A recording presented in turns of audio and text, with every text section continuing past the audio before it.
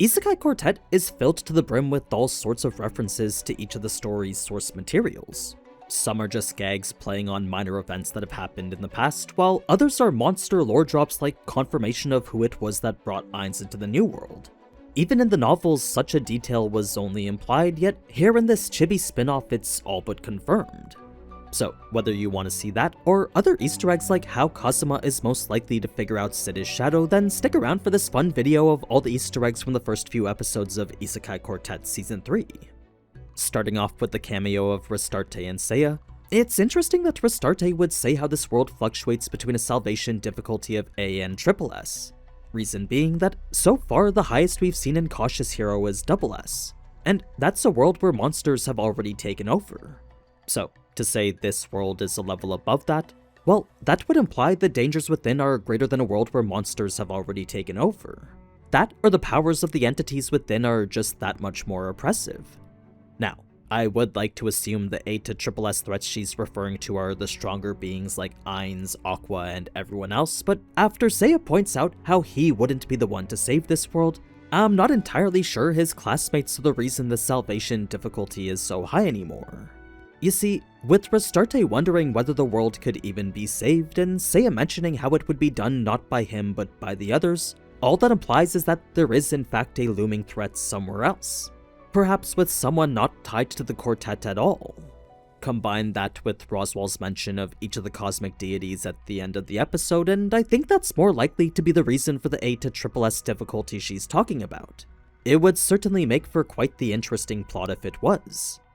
Now, cut to the opening scene of the episode, and there's always an Easter egg to be found in the lessons going on. This one in particular is about a classic Japanese story, one that goes by the name The Moon Over the Mountain.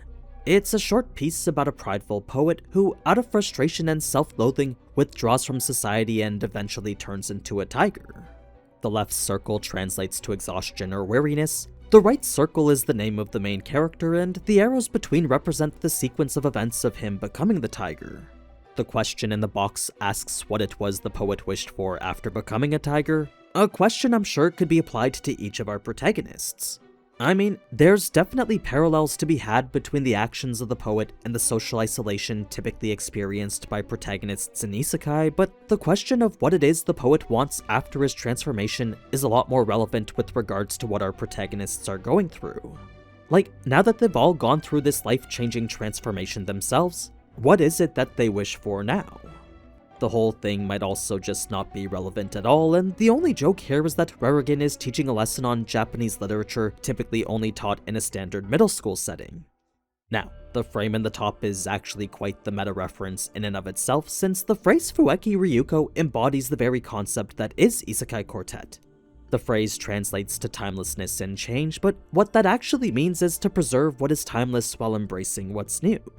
So it's a very fitting message as the core stories are the Fueki, the timeless, unchanging original representations of all the characters. Ryuko, however, is the new, embodied by the parody school setting all these characters are thrust into. That being the case, Isekai Quartet is essentially Fueki Ryuko, the perfect mix of timelessness and change.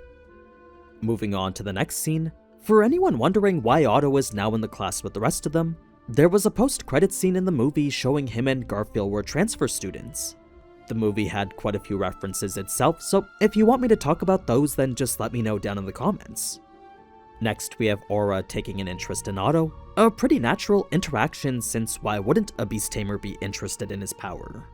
Aura's mention of Subaru being Hamsuke's favorite food is just a callback to Season 1 when Hamsuke couldn't help herself from munching on Subaru's head. Likely a result of his curse that causes mobbies to naturally go aggro on him.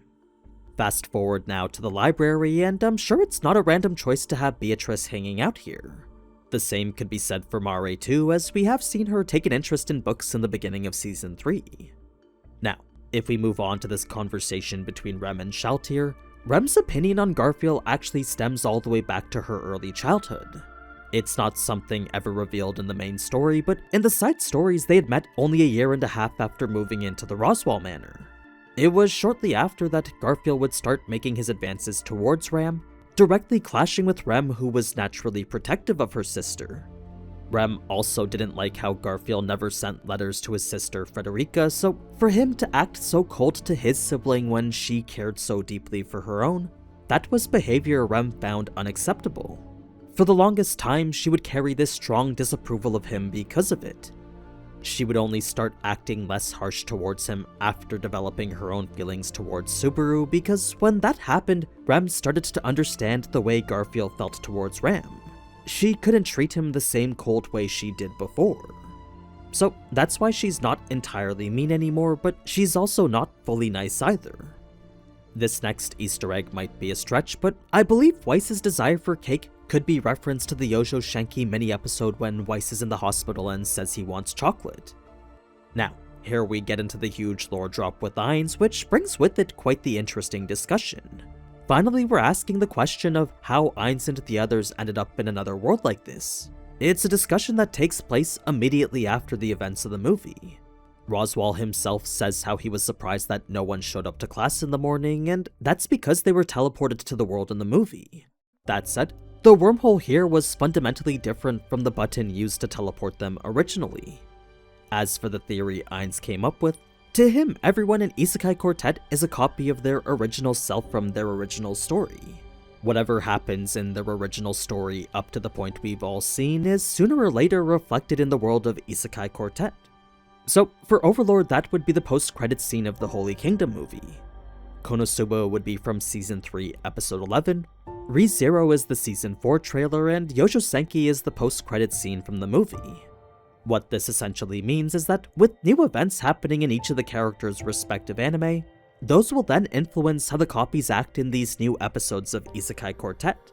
It's a point made very much clear with Julius, who, at the end of ReZero Season 3, had his identity stolen, making him forgotten to everyone except Subaru. So, with the point of them being copies made clear, that effectively lets the show writers change the characters as needed. For me though, I like to think the dramatic way they revealed it means they're building up to something bigger, especially with what Roswaal said after. Before we get to that though, Ainz's subsequent theory of them as copies being able to affect their originals is a little too crazy for my liking. I doubt anything that happens here will ever be reflected in Overlord, ReZero, or any of the others, but I also doubt Ainz hypothesized what he did for zero reason either. If I had to guess, they're probably saying the copies here can influence their originals just so that they can justify a character like Rem not being in a coma, though there have been signs to suggest that that's where she might be headed. Either way, things are a bit too vague right now to really confirm anything. Roswaal does seem to have some answers, but even his position as teacher seems to be ordained by a higher power too. That being the case, all anyone can do at the moment is just fulfill the role they've been given in this school setting. I will say Roswaal's suggestion to just be friends wasn't quite the answer I was looking for from him, but his confirmation that there are in fact higher powers involved more than makes up for it. Now, I know some of you were probably confused as to who Dragon was amongst Goddess, Switch, and X, but after a bit of digging I was able to confirm that Dragon does align with all the other beings who brought their respective characters into the New World. The Goddess was the deity responsible for teleporting Aqua and Kazuma. Satella is the one implied to be the one who summoned Subaru. Being X, we know isekai'd Tanya, then Dragon was actually a reference to Platinum Dragon Lord's father, the Dragon Emperor. This isn't even a spoiler, since not only was this implied in an Overlord side story, it was also hinted at by Platinum Dragon Lord himself in Volume 14. As for what those implications were, the gist is that PDL's father, the Dragon Emperor, unintentionally brought players into the New World while attempting to summon world items. That whole discussion is a separate video for another time, but it's heavily implied that more than once the Dragon Emperor has summoned players with the world items they possessed. This would explain the existence of world items in the New World prior to Ainz's arrival, the players who became known as the 8 Greed Kings, and the connection between wild magic and world items. So that was a whole topic I wasn't even aware of. As for its ties to Isekai Quartet, it seems Roswaal's implying the Dragon Emperor, whatever goddess from Konosuba, Satella, and Being X are the ones behind everything. I mean, it makes sense since they were the ones who transported their characters originally. As for what they want and why, well, those are the questions we would definitely like to see answered. And whether they're the ones posing a threat to the world like how Restarte said, that also can only be answered with more lore drops like this. It has been 6 episodes and we still haven't seen anything more like this though, so perhaps we'll get something at the end of the season. Now, there was that silent line Roswaal said at the end, but I haven't found any reliable sources confirming what it is he said yet. The best answer I found is that he actually said Kadokawa, the company which owns all the isekai in Isekai Quartet. Such an answer certainly makes sense, but like I said before, I can't tell you whether that's actually true or not. It's just an offhand comment with a lot of upvotes on a random Reddit post. That said, it would be pretty funny if the big bad final boss is just whoever the CEO of Kadokawa is. I mean, Lord knows that's the boss I've been fighting against my entire YouTube career. To jump into episode 2 now, this brings us to our first interactions with Shadow Garden, quickly getting the most obvious joke out of the way first. With the Pleiades and Seven Shadows both sharing names based on the letters of the Greek alphabet, putting them in the same class was all but natural. Now, technically Delta and Beta are both from the wolf race, so Zeta calling them dogs isn't entirely accurate. As for the supreme being Beta implies Zeta is insulting, I imagine she's referring to Ankorro Mochi. She was the creator of Pistonia, and her love for dogs stemmed from her own personal pet in real life.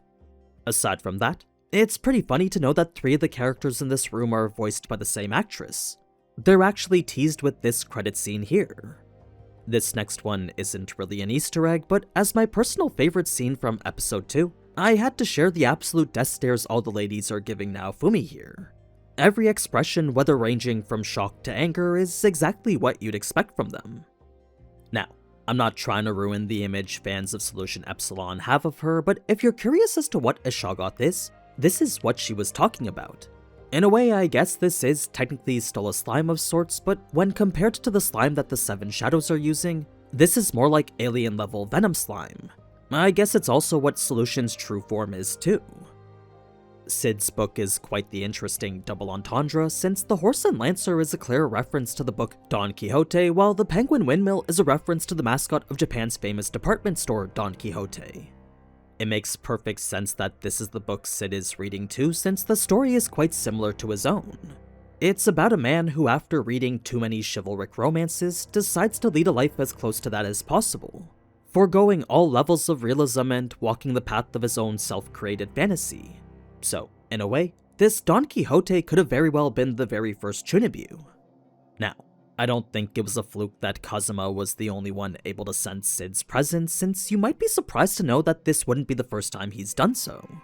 In a separate crossover within the Konosuba gacha game, Kazuma had actually discovered Cid was Shadow. He full-on called him out on it too, right after following him with Lurk and seeing it for himself. In the end, the only price Cid had to pay for Kazuma not spilling his secret was to let Kazuma wear his Shadow outfit. Now, I don't think that's how it'll play out in Isekai Quartet, but I do think Kazuma will be the one to reveal it to everyone. It's just no one is gonna believe him. It was after that Ainz acting the way he did in front of Demiurge was obviously an attempt to maintain his image in front of his subordinate. If you've been watching any of my recent Overlord videos, then you'd know maintaining his image is one of the most difficult tasks to keep up with. So for Kazuma to notice something Ainz didn't while in the presence of Demiurge, well, that was a risk to his image far too great for Ainz not to do something about. Normally, his BS would work in any setting where Tanya isn't, but Tanya seems to be good at calling stuff like this out. In fact, I had read an interesting theory that the reason Ainz acts so timid around Tanya is because he as a lower level corporate worker is used to being bossed around by a higher up supervisor like Tanya. They kinda replicate that workplace dynamic even though they're not in the workplace anymore. The next scene with Subaru brings up a pretty important piece of info only shared in the ReZero break time shorts, and that's that Subaru will die if he doesn't expel his mana. That's right, without Beatrice by his side to drain mana directly from his gate, that mana would continuously build up and eventually explode inside of him, which according to Felix would make his body explode. This was something Beatrice had been doing without even telling Subaru, meaning Subaru himself wasn't aware until Felix had told him. For those wondering why Amelia said Tamiya, that's simply an old Japanese tradition based upon a rivalry between two fireworks companies from the Edo period. Tamiya was one of them and the other went by the name of Kaguya. So to yell either name during a fireworks display was simply a means of expressing delight at it. such was the tradition passed down from the mid-1800s. Now, the credits bear a bunch of Easter eggs on their own, but the only one I want to talk about right now is this. Not the part where Shaltir and Epsilon are checking out each other's padding. I want to think it'd be too cruel to have Rem sidelined in Isekai Quartet too, but I think that might be where we're headed. Especially since she was yawning after her bout with the pasta zombies. But yeah, that's 10 plus Easter eggs from the first couple episodes of Isekai Quartet. It's always fun to make a video like this, so if you liked what you saw and want to see more, then be sure to leave a like and let me know down in the comments. In the meantime, why not check out my Overlord cut content videos? There's plenty of extra lore to be found there. Until next time though, ciao!